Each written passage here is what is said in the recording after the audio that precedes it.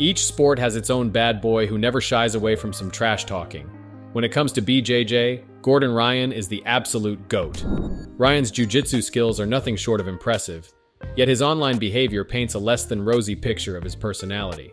Known for his scathing remarks and biting words, Ryan has earned the moniker of a verbal bulldozer in many circles. His online bullying has been directed at a multitude of people, including Dylan Dennis, a close friend of the former UFC champ Conor McGregor. And now, he's set his sights on his next target, as evidenced by his recent snide remark directed at none other than the legendary LA Lakers star, LeBron James.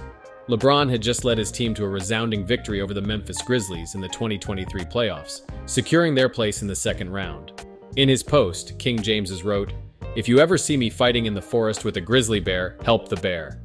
This statement created a stir on the internet and grabbed the attention of BJJ's king, Gordon Ryan, who quickly took to his Instagram story to reflect on the basketball star's bold remarks. Ryan wrote, "The guy who would get wrecked by a blue belt," making it clear that he did not take kindly to James's post. But just to make it clear, this isn't the first time Ryan has directed his trash talking toward James. When LeBron James broke the all-time scoring record in February of this year, Ryan couldn't resist the opportunity to make a bold joke at his expense. Taking to Instagram, Ryan trolled James's impressive tally of 38,390 points by asking, "What is this? Is it the number of slaves he has manufacturing his sponsored gear while he complains about equality?" The joke was as tasteless as it was controversial, and it sparked a heated debate among fans of the sport and the general public alike. However, we all know Gordon Ryan is always wanting controversy, and it seems the king of BJJ has a knack for irking King James. What are your thoughts on Gordon Ryan trolling LeBron James? Let us know in the comments below. In the world of BJJ and grappling, one would be hard-pressed to find someone who's more excitable than Mikey Musumeci. The reigning one flyweight submission grappling world champion, Musumeci, is known for his extreme display of emotions and his enthusiasm for the upcoming One Fight Night 10. Johnson vs. Moraes III on Prime Video is no exception. As One Championship's first on-site event in the United States, One Fight Night 10 has generated a lot of buzz in the martial arts community, and Musumeci is eagerly anticipating the upcoming card. Even with his own title defense against Osamah Almarwai, scheduled for May 5th at the One Steebank Center in Colorado, Musumeci is still a devoted fan of the sport and plans to soak in every moment of the much-anticipated event. In an Instagram post, Mikey Musumeci wrote, "Where else do you see an event with the best martial artists from the various disciplines all on the same card and all in the same weight class? May 5th, #One Fight Night 10. The announcement of One Championship's inaugural event in the United States was met with great anticipation, and the event was quickly sold out within weeks of its announcement. As one of the featured fighters in the event's lineup, Musumeci will need to bring his A-game when he steps into the ring for one of the 3 world title fights on the card. As the defending one flyweight submission grappling world champion, Musumeci is no stranger to high-pressure situations, and he's looking forward to facing off against Osamah Almarwai, a top Brazilian jiu-jitsu artist who he believes will push him to his limits and allow him to showcase his skills to the fullest. While Almarwai is coming off a strong campaign that saw him win an IBJJF no-gi world title, Musumeci has an impressive 5 BJJ world titles to his name, and he's eager to defend his One Championship title for the second time in what promises to be a thrilling matchup.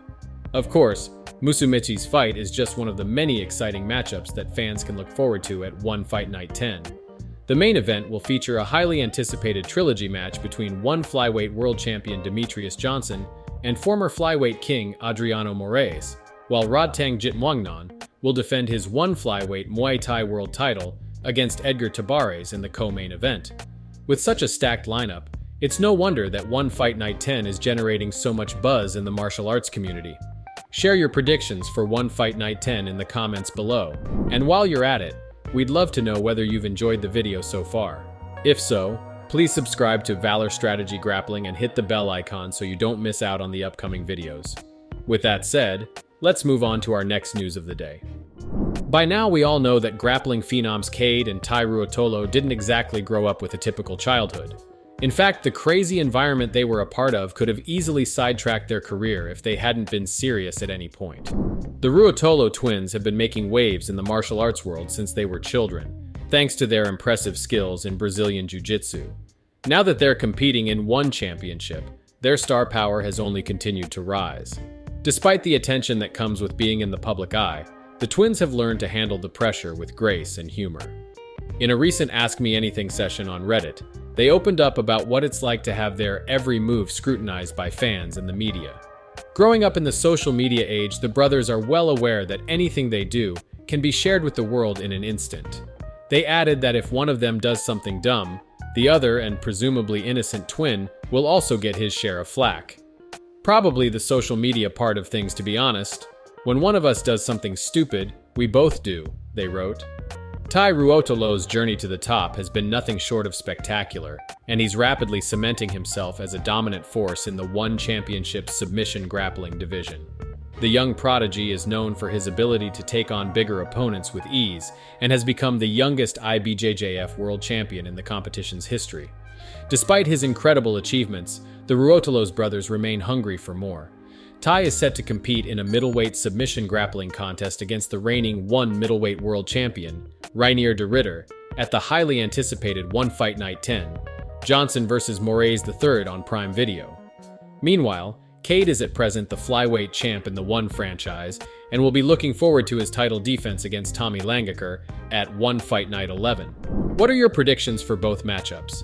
Do you think the Ruotolo brothers will be able to successfully mount their challenge? Sound off in the comments below. It has been announced officially.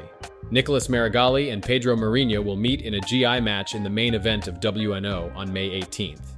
On May 18th, Flow Grappling's promotion, Who's Number 1, WNO, will host its next event, featuring a GI match in the main event between reigning WNO light heavyweight champion Pedro Marinho and three-time ibjjf GI world champion Nicholas Meregali. The card will also showcase 4 no-GI matches on the main card. The event will take place live in Oklahoma City and follow WNO rules, meaning it will be a 15-minute submission-only affair with all leg entanglements and submissions legal.